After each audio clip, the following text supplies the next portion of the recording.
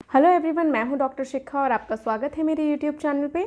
तो आज इस वीडियो में मैं चर्चा करूंगी आपके साथ एक बहुत ही पॉपुलर टॉपिक के बारे में, जो है म्यूकरमाइकोसिस। ये जो टॉपिक है आजकल आपके बहुत सुनने में आ रहा होगा। इसके काफ़ी ज़्यादा केसेस जो हैं वो देखने को मिल रहे हैं कोविड पेशेंट्स में। तो इसके बारे में इस वीडियो में मैं पूरी जानकारी दूंगी। अगर इसमें ध्यान नहीं दिया गया तो ये घातक बीमारी जो है हो सकती है। तो इसका प्रिवेंशन भी किया जा सकता है, कुछ चीज़ों का ध्यान रखने की ज़रूरत होती है। तो इन्हीं सब चीज़ों के बारे में मैं आज इस वीडियो में डिस्कस करूँगी। ये वीडियो बहुत इन्फॉर्मेटिव होने वाली है, तो इसे अंत तक ज़रूर देखें। वीडियो पसंद आए तो इसे लाइक और शेयर करना ना भूलें। इसे दूसरों तक भी पहुँचाएँ ताकि लोग इसके प्रति जागरूक हो सकें और इस बीमारी से वो अपनों को, खुद को बचा सकें। तो चलिए स्टार्ट करते हैं।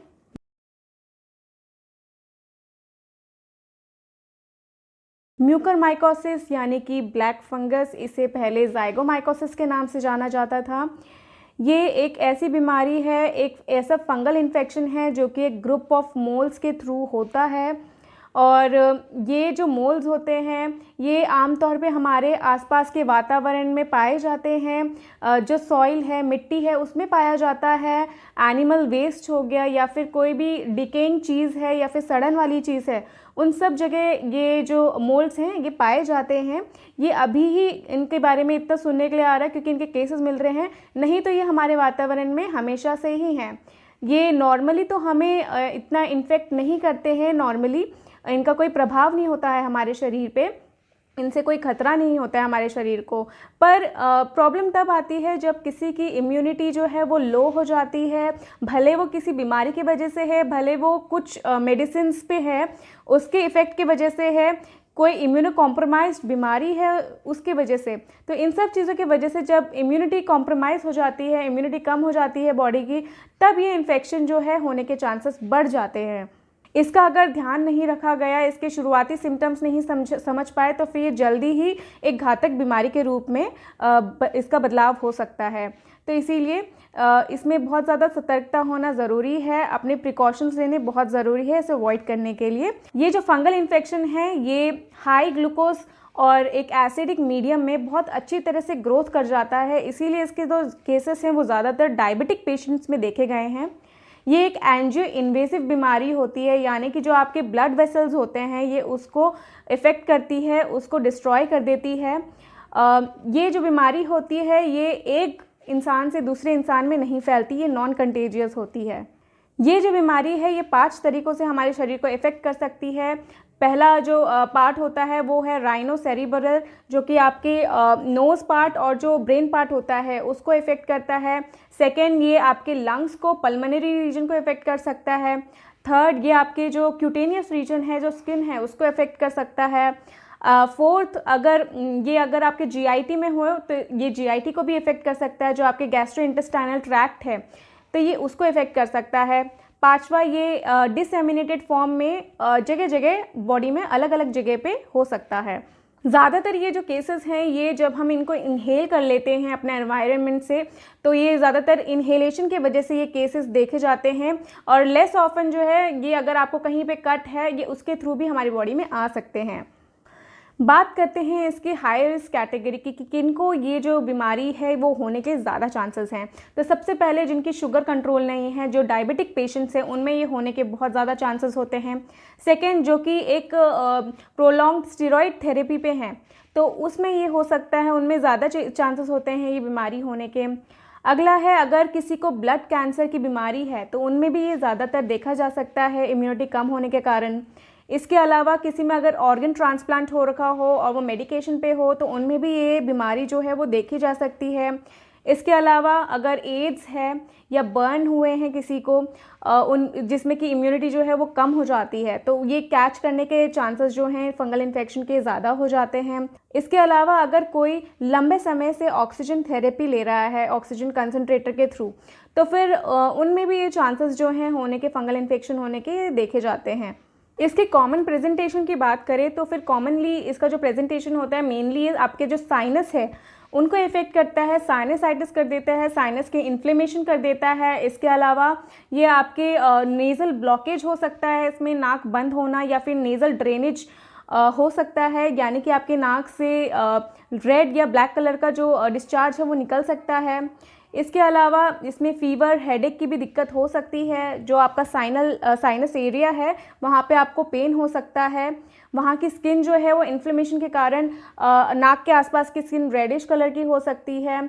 आपके जो आँखों के आसपास का जो स्किन है वहाँ पर एडिमा हो सकता है, वहाँ पे सूजन आ सकती है।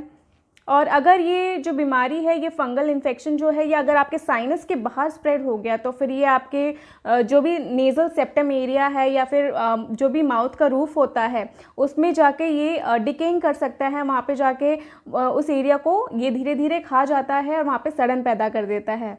कई बार जो आपके नाक के आसपास की स्किन होती है वहाँ पे ब्लूइश डिस्कलरेशन हो सकता है ऑक्सीजन की कमी के कारण।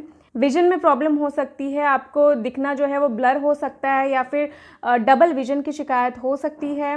ये इन्फेक्शन जो है कई बार स्प्रेड होकर आपके ब्रेन में चले जाता है, जहाँ पर सिम्टम्स देता है ये लेथार्जी के या फिर मिर्गी के दौरे आने के या फिर पैरालिसिस होने के, हाफ साइड पैरालिसिस हो सकता है।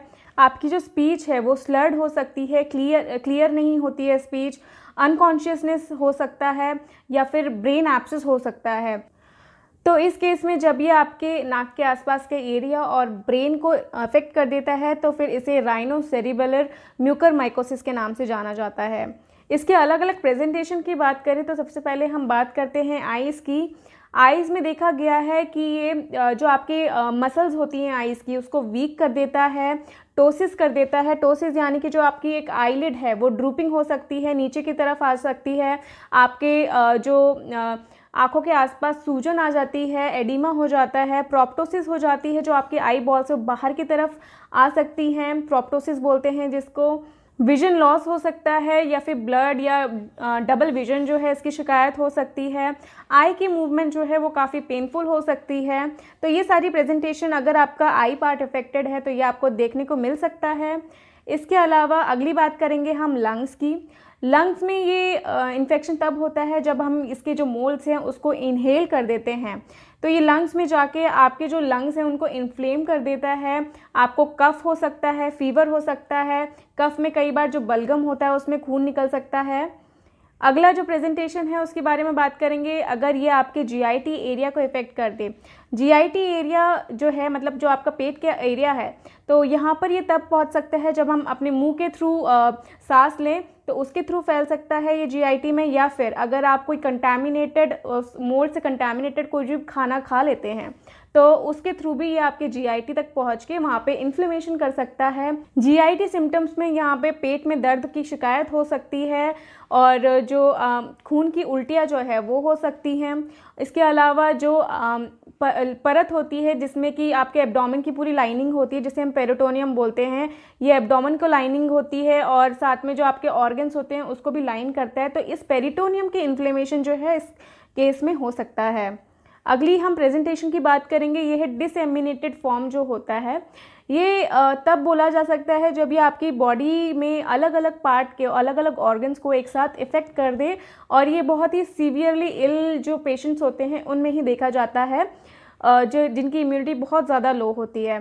तो ये आपके हार्ट को, लंग्स को, स्प्लीन को, किडनी को, इन सब को इफ़ेक्ट कर सकता है और इसकी जो प्रेजेंटेशन होती है सिम्टम्स की वो ऑर्गन के बेसिस पे होता है। आजकल जो है इन सब केसेस के बारे में बहुत सुनने को मिल रहा है। बहुत सारे कोविड पेशेंट्स जो हैं उनको ये प्रॉब्लम जो है वो हो रही है।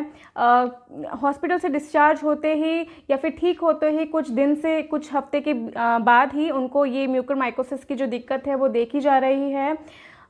इसके लिए कुछ जांचें जो हैं वो करवा सकते हैं, जैसे कि इसमें सीबीसी यानी कि कंप्लीट ब्लड काउंट जो है वो होता है जांच के तौर पे। इसके अलावा HbA1c जो ब्लड शुगर टेस्ट होता है वो किया जाता है।